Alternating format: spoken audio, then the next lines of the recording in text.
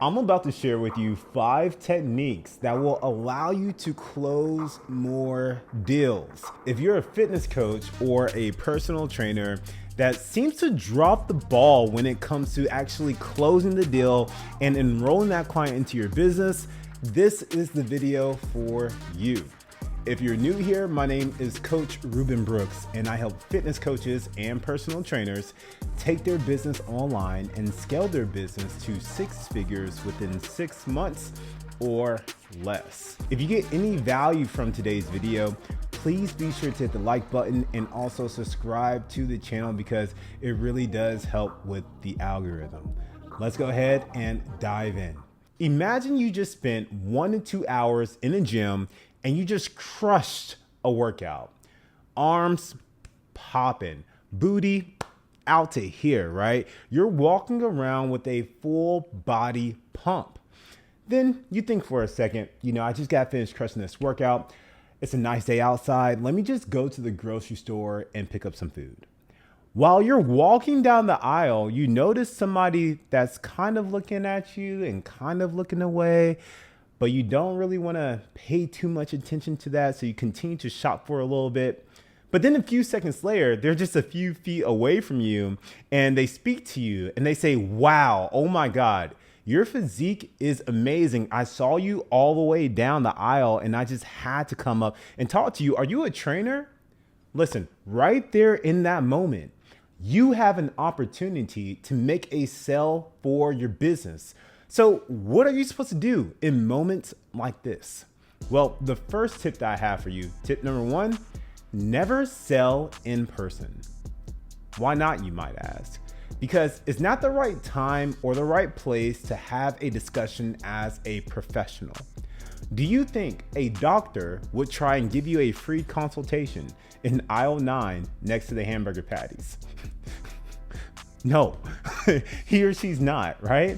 And why not? Because doctors are professionals and professionals are busy and professionals also have a process. That's what makes a professional a professional. It's their process. So what do you need to do? If a person ever stops you out while you're out and about, be friendly and polite, but don't spend more than 2 minutes in discussion. In that 2 minutes, create some rapport with that client and then say this: hey, I'm kind of in a rush right now and need to get going. What's your cell and your Instagram?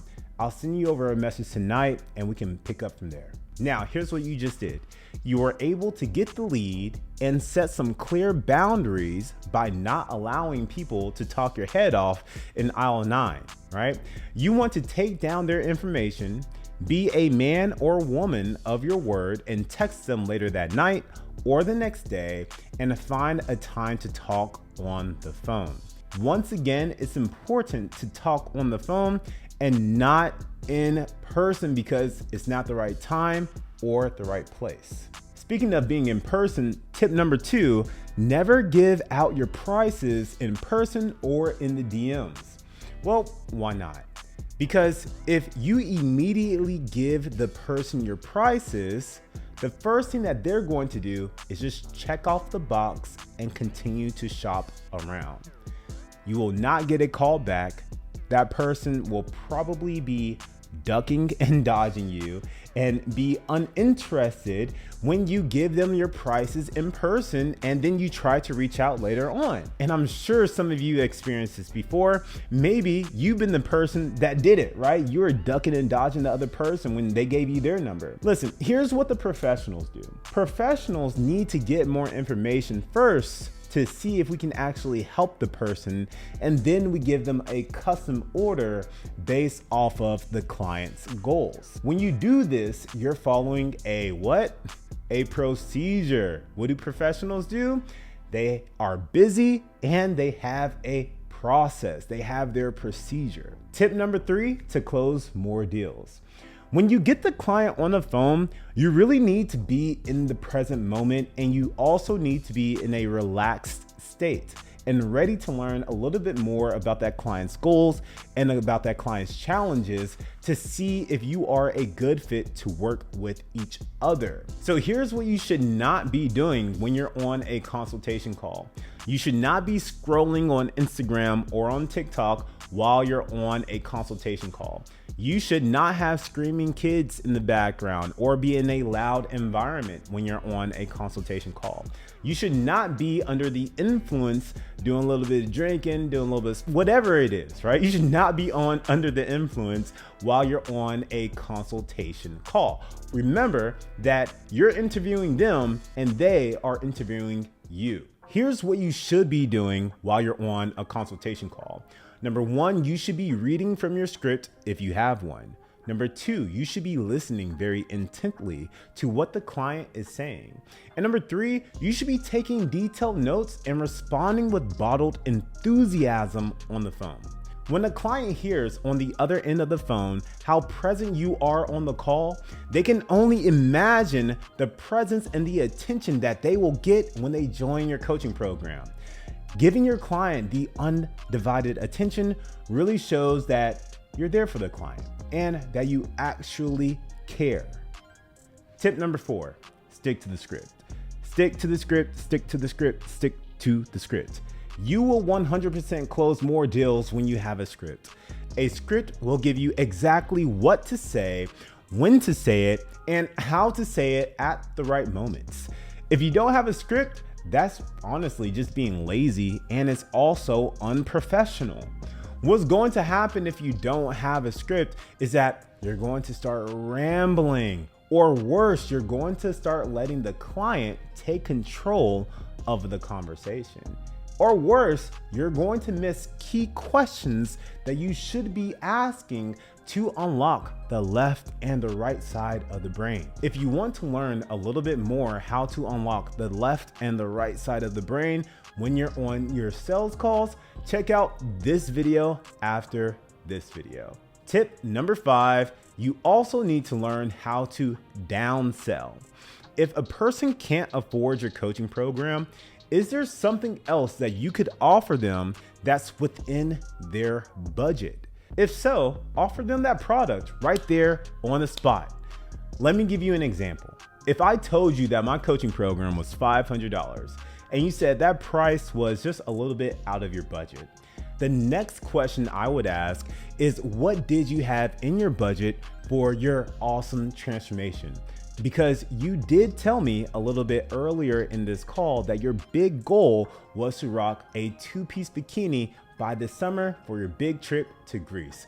So what do you have budgeted for your amazing transformation for your big trip to Greece? They will probably say something like, I only have about $250. Then I would say, okay, if I can get you a training program and a nutrition plan for $250, are you good to go with that? More than likely, they'll say yes. And boom, just like that, you made a sale. Now, the difference between the $500 coaching program and the $250 plan is that the $500 plan would have the coaching with it and the $250 wouldn't have any coaching with it, right? However, you still made a sale without being stuck and grounded on your prices, right? You made a custom deal right there in the moment for that client, and you didn't leave money on the table. If you can sell something while you're on the phone, sell it, okay? Just take something out of your main offer, and now you have a custom offer for your clients. And last but not least, a bonus tip as a special thank you for staying to the end, be someone that you would buy from. If you had to buy from yourself the way you're currently showing up right now, would you actually go through? Would you actually buy from yourself, right? Would you actually trust yourself the way you are right now enough to buy? I want you to do an audit of your process, and I want you to think of all of the things that you need to work on before you would actually buy from you.